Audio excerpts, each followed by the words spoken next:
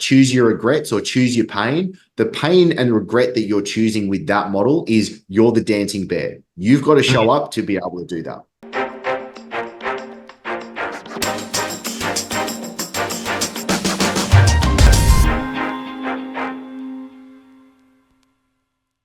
All right, Hanson, let's hit the ground running, brother. So let's start with, who do you coach? What are you selling? And how do you sell it?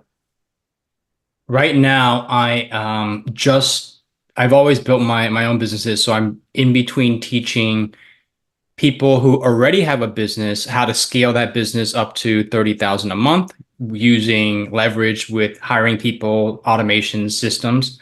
On the other hand, I'm also, it's funny enough, like I got my first client and it's to help him come up with an offer to coach people, so I got two avatars right now, helping people to monetize their audience if they have a small one, and then also to grow business owners to scale their revenue with systems and people. Okay, brilliant. And if I had to put a gun to your head and say, choose one, which one is the one that would light you up the most, it excites you the most, and the opportunity you want to run with? Probably the one helping people come up with their own offer and monetizing their own audience, like becoming their own coach, you know. Okay. If I randomly bumped into the street, obviously I would know who you are, but if we randomly bumped into each other, I didn't know who you are, and I was like, yo, Hanson, do you know what I mean? How do you help new coaches be able to, say, get up to $30,000 a month? What would that answer be?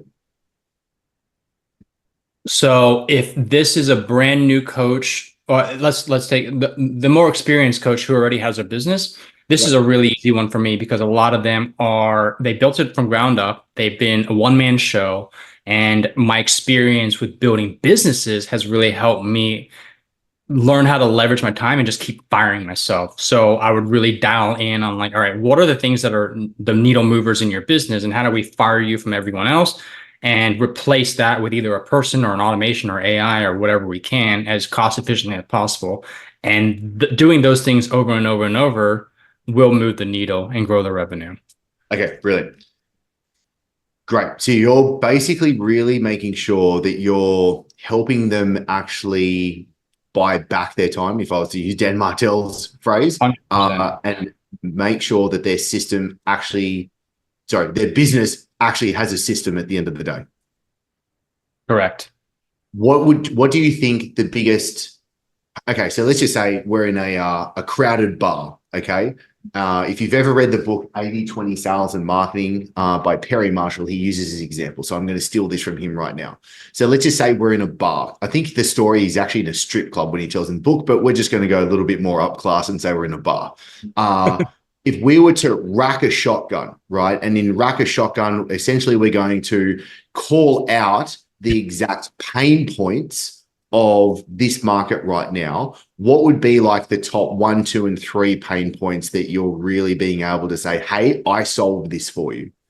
So let me just talk this out of my head. With coaches, the main issue is I believe that they have one way of generating revenue, and they're just throwing more manpower, more hours into that. And they have problems stepping back and seeing the whole picture and being like, rebuilding it from the ground up. Like when you build on top of a shaking foundation, which is from a one-man show, you haven't built proper systems, and then it just gets clogged down there. And so I think the main thing I can help people do is take a high level view of what they're trying to build, and then rebuild the foundation strong so it can scale without them having to put in more hours, more sweat, more tears. Amazing. Okay. So like there's 3 things where, from my experience, the kind of like the analogies or words that I would use to help you. And so this can kind of like see through your content would be, number 1, it probably feels like your business is hanging on with string and duct tape, right? Like everything is just kind of like strapped together. And I see this a lot of the time. Like, and I'll talk with people running, do you know what I mean, $2-3 million a year businesses. And I'm like, does it feel like your business is just hanging together with string and duct tape? And like, oh yeah, for sure. Like, it's just like, it's about to just fall apart and be like, oh shit. Second one would be that they're just seeing their business through a straw. right? So they're just looking at it through a straw and they're missing the grand vision of absolutely everything as well. And probably the third one would be they don't have the time or the energy to step back and actually give themselves like subject object relationship space with their business to truly look at it properly, right? Like one of my favorite business books is The Road Less Stupid by Keith Cunningham. And what I love about that, I read that every single year. And what I love about that book is it's just about asking the right question and doing the simple exercise of at least a few times a week, sitting down and truly asking that right question, so getting to the right question and then answering that question. Do you know what I mean? But you can only do that by giving yourself the actual space to sit down, where I would assume, and from my experience, is a lot of these coaches are just doing the entire time. They just feel like this hamster, just like they're just running crazy the whole time and they're not being strategic about their decisions. So I like where you're going with that. What's the goal of the business, Anton? Interesting. I'm having a huge personal shift this year as well. So the goal of the business is to build something, a movement that is bigger than me, and to help as many people as possible just build a business where they are kind of like what you said. It's not built with duct tape and strung together. It's they have freedom and they have fulfillment, and they don't feel like they're doing it just for the money. And I believe that having a purpose more than just money for me is already creating a more fulfilling, I guess, drive than it's just money. Because I built businesses for money in the past. After you hit a comfortable point where it's just, you and your family are taken care of, it's really hard to kind of move forward every day and keep growing when you're like, I got enough for that. I'm pretty happy. So I think that's the reason why I'm Yep, starting to good. Okay, that's good. So, and I want people to experience that as well. okay, I love that. So if we were to try and put like an objective measurement to that, what do you think that would be? Like, how do we objectively know? What is a scoreboard that we can look up at and say that you're doing that? These are great questions. I think that would have to be at a point where someone is making as much, or their business is growing, but they're working significantly less, so they can spend that time in areas that is not just focused on making more money. It could be growing their business more to impact more people, but I'm giving them that option of being like, do I spend more time with my family? Do I grow this business more to invest some of the revenue in some charitable things that I'm interested in? But having that option, I believe, giving that option to more people, I think is going to be the scoreboard we're going to measure wins by. Okay, good. Okay, awesome. Okay, and what do you think is slowing growth down right now? Like, where do you feel like the roadblocks are right now to stopping this movement being the amazing thing you want this to be? Well, I just started. I literally got my first client 2 weeks ago, and the roadblocks are definitely. It's funny, is my other businesses, and so in the last few months, I've been scaling that down to focus more into it, and that has really helped me pinpoint. I'm like, oh man, I get energy from doing this and teaching people. And it's not making me as nearly as much as my other businesses, but my desire to build and help people is, it gives me energy. But the other ones, when I spend a fraction of the time, even if it's 3 hours a week, sucks my energy. And I'm like, oh, how do I remove that and do more of this? And that's what I'm focusing on. Can I pull a thread right now that I find really interesting, which is Yes. your je ne sais quoi when it comes to what it is that you do with your clients now is about coming up with hiring automations and systems whereby you need to do that with your other businesses to give yourself the time and the leverage to focus on this business. So if it were me, I would document what you're doing with your other businesses so that you can say like, hey, here is a track record, here is a case study of what I did with this business for it to be able to do its thing because I wanted to go and do this other business. Because typically the people that you're talking to now is their stuckness is going to be, I can't go and do these other things that I want to do. I don't have the time, the effort, the energy, the attention to put into this business that I really want to go to because of this other thing over here. And so you're really needing to show yourself, go through the process of what you're doing with these other businesses so that you can actually say, like, here is a track record and a proven system, and even like show them the process that you have gone through so that they can have, because essentially all we're doing with marketing is we're showing that we have empathy and a process to solve the pain point of our marketplace, right? And so, for example, I'll use myself as an example right now. This, what we're doing right now on a meta level, is a great piece of marketing because what I'm really doing is I'm talking through you to the viewer, and what they're going to do ideally is they're going to go, oh my God, I've got these same problems as well as Hanson and these other guests have. And Chris is the one being able to solve these really easily. Therefore, Chris is the one that can solve my problem. Right. And therefore, do you know what I mean? By the kind of like nature of distillation, what we're going to happen is there's going to be a number of people that will then reach out after seeing this and go, hey, can you solve my problem too? And be like, cool, I can solve your problem. So like your content and like the messaging that you can come out into the world, Hanson, from what I'm saying, is use what you're already doing with these other businesses to be able to showcase what you can do to bring in new clients with your new business now. Yeah. Yep. Yeah. Brilliant. Okay. How are you actually selling this? So for me to become a client of yours now in this business, what are the hoops that I have to jump to give you money? It's actually I haven't even launched the offer yet.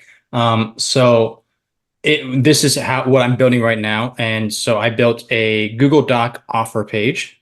Yeah. And from there, like you said, all my content will be not how to, but insights on the systems and leverage I built into my other businesses. Beautiful. And I'm helping, if you're interested, or I'm helping, or whatever the call to action is, 3x people how to grow their businesses to 30,000 a month. I'm taking 3 more, whatever. And then anyone that's interested, get them to the DMs and then send them the offer if they are a good fit for working with me. Okay, great. So it's going to go, people see content, some way, shape, or form. We're going to get them to figuratively put their hand up and say, I'm interested. We take them into DMs. We do the Google Doc selling method. And then we get them to sign, we give them a checkout page, they sign up, and then they start the onboarding from there. Would that be about right? Correct. I'm not doing any offers in public. From public, which is YouTube, Instagram, X, or Twitter, everything goes to private, which is either DMs or emails. In DM emails is where I make the offer. Yeah. Yep, absolutely on board with you, 100%. Love it. Okay, so what isn't dialed in with that process right now? I know we're super starting off, so this is kind of like your just subjective view of it, but what do you feel like is not dialed in that process?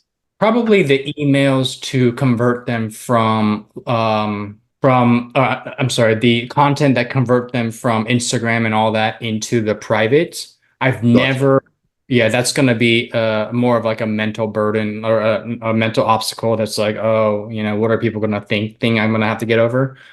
Because I've never sold anything to my audience online. Okay, brilliant.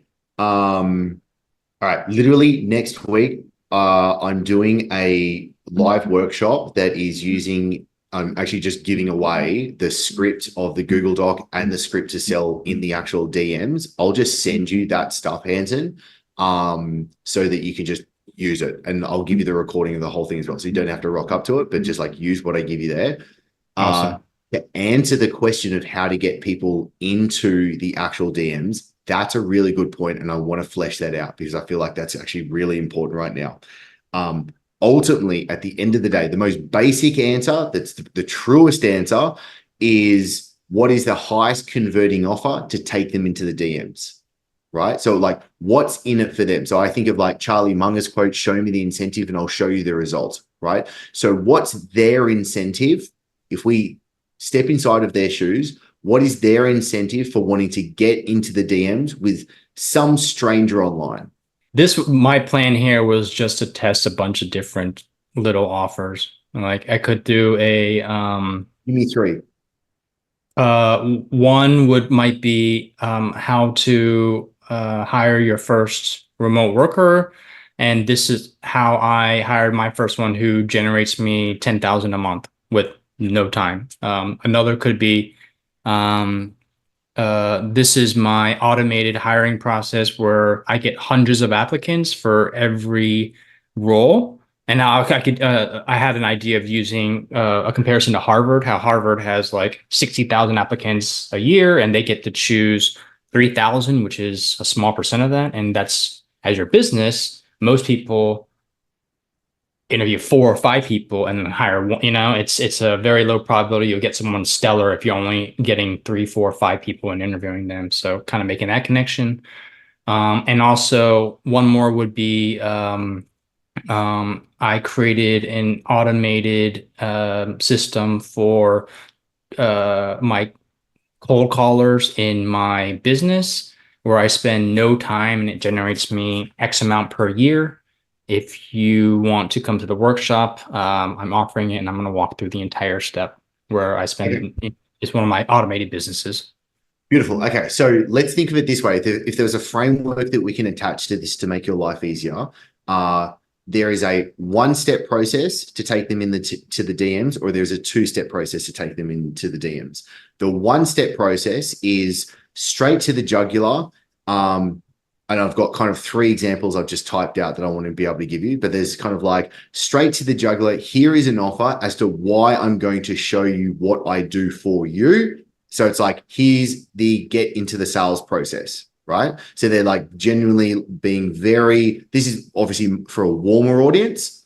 The two-step process is kind of like a lead magnet that you're saying to right now. So it's like, hey, if you want me to show you, like give you X lead magnet offer, do you know what I mean? Comment below. They comment below. Do you know what I mean? Take them into the DM. You give them the piece of value that they initially came for, and then you use the scripting to segue into then pitching them the Google Doc, which is the offer that then sells them into the actual program. Does that make sense? Yes. Okay, perfect. So the one-step process that I would toy with, because when I think about the offers, what I do not want to happen is I don't want offer fatigue to come about, right? So let's just say if you see, like most coaches will be like, hey, book a discovery call with me, right? And their like sales mechanism is trying to get people to a call to then close them through. Cool, that works and works fabulous. But if you offer me a discovery call and I go, no, right? And you continue to pump content that's like book a discovery call, book a discovery call, book a discovery call, I'm just going to get offer fatigue and I'm going to go F off and I'm going to walk off somewhere else, right? Because I'm just going to like, stop giving me something that I clearly don't want. So the one-step process, I would say something along the lines of, do you want to see my system that adds 30K a month and halves your work time? If you do, comment below. Great. They comment, do you mean take them into the DMs? Hey, and I'll probably ask like 1 or 2 qualifying questions just to make sure that they are a good fit. And then from there, you give them the Google Doc, give them the checkout link, make a sale and rock from there. The second one would be something along the lines of like, do you want me to do X with you? Do you know what I mean? So do you want me to be able to help you add $30,000 a month of income whilst working less, for example, right? So one is like, do you want to see my system? The other one's much more direct. Do you want me to do X with you? The other one is kind of like what we call like a 5130 post, which is like, I'm looking for X amount of people that want Y result in Z amount of time, right? And then from there, you directly take them into the DM, qualify them, give them the Google Doc, make the sale and move on, right? So when you kind of think about, let's say the next 30 days of your content and like, what are the offers that you're going to put out? Let's say you might put out 2 per week. You might put one step post, which is going to be a direct to the jugular. And the other one could be more of the lead magnet, which is then you've just got to build 4 of those out. And then you've got 8 offers throughout the month for you to put into the world. Okay. Gotcha. Yeah. Yeah, that's very clear. Okay, so if we look at the sales system, which is content, then we need to get them from content into the DMs then scripting, selling. That last half, I'll just give you the exact example, follow it, that'll make a piece of cake.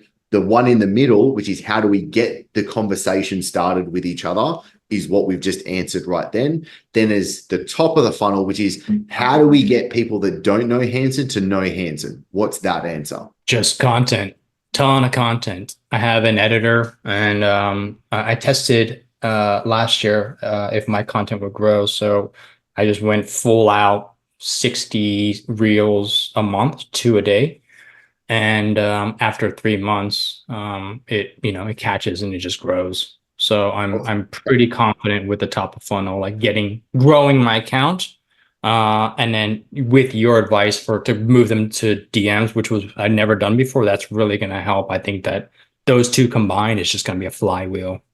Perfect. So now we've covered top of funnel, middle of funnel, bottom of funnel. What other problems could you foresee if we're playing chess and we're trying to look a couple of moves down the path? What other problems, roadblocks, or constraints do you think could come up? Have you subscribed? If not, this is the best time for you to subscribe, whether you're on the YouTube or on the podcast.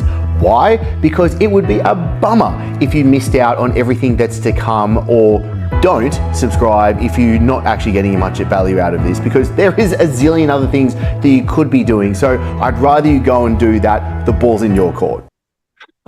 So this is what I'm running into. So all my previous businesses, I as you know, I love systems and automations, and I want to get to the point where I'm completely removed.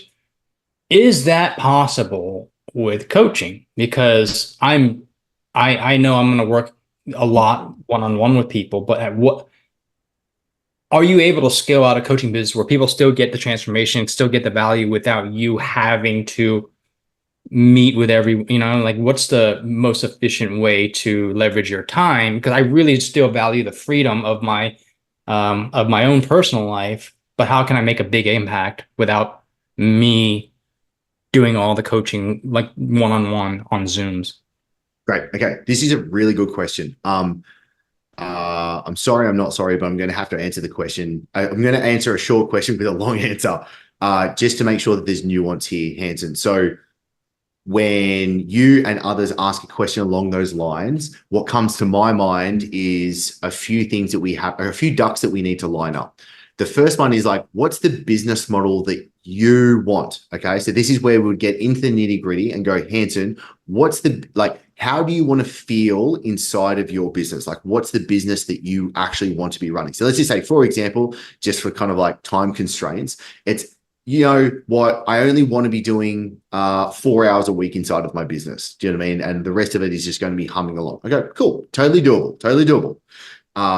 But what we need to match with that is, okay, what is the promise that we're making to the marketplace? And what is the economic model so that we know what we're selling achieves the economics of the business that we want? So let's just say, for example, like, yo, I want to work 4 hours a week and I want to earn $1 million a year. How do I build a coaching business that makes that happen? Cool. We can totally make that happen. So let's reverse engineer that backwards. So from the case of point, what do you need to be selling and how many people do you need to sell that to hit the economics? Okay. Then the next question is, what's the delivery model of how that works? So what is actually the system that once someone pays on that checkout page, what is the exact set of processes that need to happen for them to be able to achieve their result? Okay. So one of the exercises I do with new partners is I call the Sharan timeline method. So an amazing friend and mentor, Sharan Srivatsa, taught me this. So this is his, not mine. And it's just an easy case of I do an acquisition map and I do a delivery map. Okay. We're just going to talk delivery map for now. So you can do this exercise after this call, Hanson, which is just get like an iPad or a piece of paper out, draw a horizontal line from left to right in the middle of the piece of paper. Okay. On the below the line, you're going to go from the left-hand side once they pay. And on the very end of the line is going to be them achieving, let's say, $30,000 increased income with less work, right? Like that's the promise that we're making to the marketplace. From left to right, you have to mark down every single thing that has to happen on their behalf that for them to be able to achieve the result. So what are all the stepping stones that someone has to go through to be able to achieve that result? Okay. So below the line, all of the steps they have to go through to achieve that result. Then above the line is what is it that you, your team, your systems, your business has to do to ensure they go through that process. Okay. So we get really engineered to know what is it that I need a customer and a client to go through to achieve their result. And then I map out what is it that we have to do to make sure they go through that process. And then you build out your delivery system. So it would probably be a case like, because you're starting out, my typical advice in this situation is, you know what? I would probably sign on 30, 40, 50 people, and you're going to be the one actually doing the work. So is Hanson going to be doing 4 hours a week to start off with this? Fuck no, that's not going to happen at all. But I want you to put the reps in and to get so goddamn good with literal real world feedback by working with these people. Like, you know, the nuances.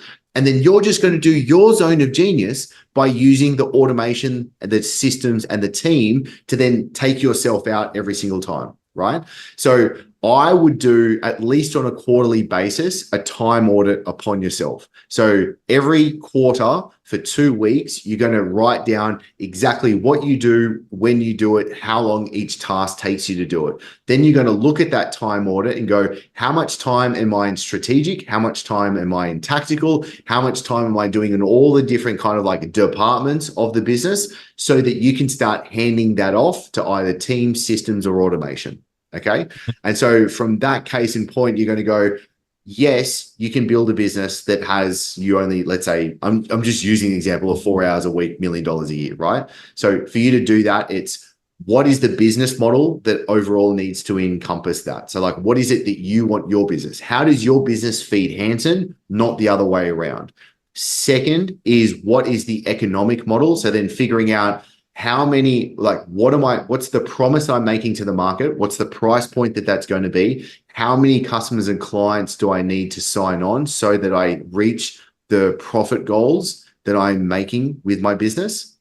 And then what's the delivery system so that then I can create a productized system to be able to put people into that as well? Because I'm going to assume you don't want to have tons of coaches having to do the delivery, because that could create, a lot of operational drag and just like, a pain in the ass, to be perfectly honest. So that you've got to figure out, for someone to go through those steps that you map out in that delivery map, what is your process to ensuring that happens? I see. Okay. In your experience, sorry, you go. In your experience, has it mainly been delivering a combination of videos and checkups? Okay, yeah, really good question. So I actually had a sauna and ice bath session with a mate yesterday, and we were talking about this. He's at about 400 members inside of his coaching program, and he wants to get to about 1,000 members inside of his coaching program. Okay, and one of the sticking points for him at the moment was one-on-one calls. Okay. And so the problem is, if you're offering tons of one-on-one calls, that means you need a lot of people to be able to handle those one-on-one calls as well. Now, a lot of the time, one of the lenses in which I view like the delivery of a coaching business, I kind of ask the question, how do we have this run like McDonald's, right? McDonald's is a business that's run on freckly, pimply teenagers, right? Like, it's run on. And why is such a large business? Because their systems are so goddamn good, right? So I never want to have to build a business where the coaches doing the delivery are A-grade unicorns, because the problem is there aren't that many around and you have to pay them a lot. And so there's a lot of fragility inside of the delivery of it. So you've got to think about, Hanson, how much personalized attention does the client need to be able to achieve the result? Okay. And then it's the process of what's the easiest, fastest route for them to get to the result. And this is a really important part of what I'm about to say, is how much do you need to do for them and how much do they need to do for themselves? Okay. Because if you create a delivery, especially in like helping people build a business, I don't want to have like, this sounds a little crude, but this is what we used in the last company before I sold it, which was when a client first comes onto us, they don't have the right to think, right? Because they don't have the skills, the experience, the expertise to think through the problems and solve. That's why they've come to us. So I was like, hang on, we're putting too much responsibility onto the client to have to think about what's going on. Let us do it for you. So at the beginning, it was more like us actually giving them the fish rather than teaching them to fish as they go through, especially at the beginning, because I want them to get quick wins as you go through that process. So think about how much personalized attention do I need to be able to give them? So that's kind of like one-on-one calls and stuff like that. How much can I handle when it comes to, let's say, a group call process? So maybe you want to offer 1, 2, or more group calls a week. That could be kind of like Q&A. Now, the good side of that is it's scalable. You can have a lot of people on one call and you can be able to solve problems. The downside of that is if it turns into a Q&A style call and you've got tons of people on one Zoom session, you can't answer everyone's question, which, do you know what I mean? So it depends where you want that to be able to sit on that seesaw. The third is going to be what's the material they have to go through to learn what it is that they need to do. So let's call it like course modules and those trainings and those videos that they need to go through. Short advice I would say with that, make those videos as short as goddamn possible as you can make it. Like no one wants to be sitting through like long course modules because then it just feels boring and they don't really pick that stuff up. Fourth is going to be the support. So when they have questions, how can you quickly answer them? Right? So is it you put them into like, let's say if we use school.com, do you mean all the course modules sit in there? There's a community for them to ask questions. Is it you that's going to be answering those questions? Can you have someone else answering those questions? Or do you use a different type of support ticket mechanism that you could use AI with? Do you mean like you could load all of your course material into the AI, and then when someone sends a question through, it will have a high likelihood of being able to answer them through. So think of those 4 different delivery parts with it. It's like how much one-on-one personal attention do they need through it? What's a group aspect for you to be able to bring them together? What is the actual course material that they need to go through? And then support-wise, how do you best answer their questions when they get stuck? Right. Good? Yeah, very, very helpful. Okay, amazing. All right, we've got a couple minutes left, brother. What questions do you have for me to be able to help? You've seen a lot of coaching businesses. What is, in your opinion, subjective opinion, the most attractive business model, economic delivery, whatever that we just discussed? What's the most attractive to you that you've seen or built? That's a really great question, Hanson. There's 2. If I could slightly cheat on this answer for you, it's either building it out to be a one-man band. So essentially it's just like the coach and he's just being able to deliver and sell and do all of that stuff. Maybe there's a VA, maybe there's like what, do you know what I mean? But it's like a one-man band that's premise on it because that's very lifestyle driven and like setting a certain cap on the way that it wants to be able to be. The second is actually building it out to be able to have a really great team behind the delivery of it, where the owner, the founder, the head honcho is really peeled back from the business and really not in the nitty gritty and doing like the delivery, not doing the sales and all of those kind of things. So I answer with those 2 because where I see people go wrong is where they try to kind of like mix and match and merge too much of those together. And so it's either, do you want to have a lifestyle business where it's just like just you rocking up and you can do it and you can earn great money? Like I can say you can easily earn, not easily, maybe easy is not the right word. You can simply earn a few $1 million a year and just have that thing hum, but it's you always showing up. So like it's kind of the premise, like choose your regrets or choose your pain. The pain and regret that you're choosing with that model is you're the dancing bear. You've got to show up to be able to do that, right? Now, for me, I like to build things that are assets that are sellable as well. So I want to be able to build things and then be able to take myself out of it, be able to have team and systems in there. And the business is actually a sellable asset that then doesn't require me to be there to be able to be there. So I'm on like one side of the spectrum. Now, brutal honesty, last year, so I sold the company a bit over a year ago and I built that as a sellable asset, sold it, amazing. The last year was just me being a one-man band and just doing high-end consulting, right? Because I was like, I'm only going to build something once I truly know what it is that I want to build. Then the epiphany came down, do you know what I mean? And I was like, I want to build the Rainmakers, and I had that formulation of an idea of that. Now it's building that company to be able to be the thing that can stand alone without me having to be there and build that into a sellable asset. So like where it's a case of the question being, what's the best model and where it comes from, it's either one side of the pendulum or the other. Where I see people get stuck is where they're kind of like sitting in the middle. Gotcha. Great answer. Yeah. So, if I can add more nuance to that answer as well, I would just say it depends on the personality and like this is an overused word, but the archetype of the founder, the business owner. Do you know what I mean? That's like, where do you sit? Where are your strengths? Where does your personality best lean towards what the business model actually is? Yeah, that's very clear. Yeah, I think I'm in line with you on the type of business. I'd like to build a sellable asset where I'm not the dancing bear.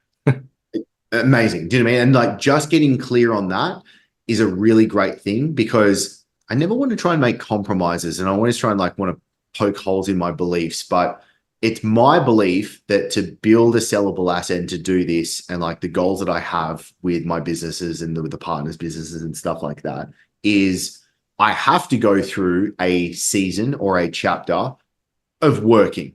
Do you know what I mean? Like, I'm not doing the 4-hour work days. There's a chapter of like, I know I'm pumping right now. You know what I mean? And I had the conversation with my wife and I was like, hey, I'm in the season of like really going for it. So just so you know, it means I'm going to be working more, which means there is less of me for when there's family time. But when I'm with family time, I need to make sure I'm 100% there. Like when I'm dad, I'm dad. When I'm husband, I'm husband, and I'm not overlapping those two as well. And knowing that there's a timeline to it as well, being like because obviously doing with our families and wives and all of this good stuff, we need to be able to communicate that with the people in our world, because otherwise, for my belief is, if we're not communicating that to the people around us, then we can really be screwing up the relationships when we're going through these different seasons. Yeah, that's something I'm balancing now. But yeah, and one more thing I want to say is just my appreciation for you, Chris. Like, the first time we met, I was a photographer and a videographer as I was shooting you, and there was one piece of advice you gave me there that really helped me like grow from that. So back then, I was making a couple thousand a month, barely, as a videographer, and then your advice helped me grow from there into growing businesses and systemizing. And that was, I don't know if you remember, but you taught me like the T model of like, all right, you're here. You need to figure out who's, what they need over here and what they need over here, and then fill those gaps to like really stand out. And I was like, oh, and I started doing that. And I started finding people that really set me on the path of building everything I learned last. Like, oh, a lot of whatever I built in the last 5 years to advice and the things I learned from you. So thank you. Dude, I love that. Dude, thank you for saying that. I really appreciate those kind words. And I think that's really cool. Like doing like our genesis of doing our friendship and relationship was a case of, like we did a video shoot, and then your wife also did a photo shoot with us as a family. Do you mean in Bali? And look, I love it. And all I want from this, dude, is I just want to see you continuing to crush it, conquer, and create a beautiful life for yourself and your family. I think that's amazing, dude. So thank you. Yeah, I appreciate you. Thank you, brother. All right. So marching orders from here, I would say, would be one, get really clear on the business model and kind of like that whole spiel I went through, like what's the business model, what's the economic model, what's the delivery model, what's your delivery map would be the second thing, is like, what's that delivery map, so you can start building that engineered process out to get your clients the results and eventually it not have anything to do with you. And then the other big thing I would say is really work on that process that we went through, which is how do you go from content into the sales conversation in the DMs?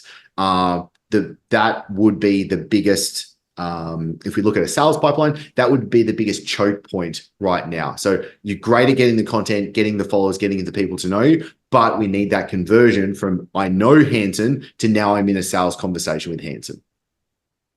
Perfect. Yep. Beautiful. Yes. Very clear. All right, brother. You have a beautiful day. Keep me updated and we'll chat super soon. All right, man. Thank you. Appreciate it. Thanks, buddy.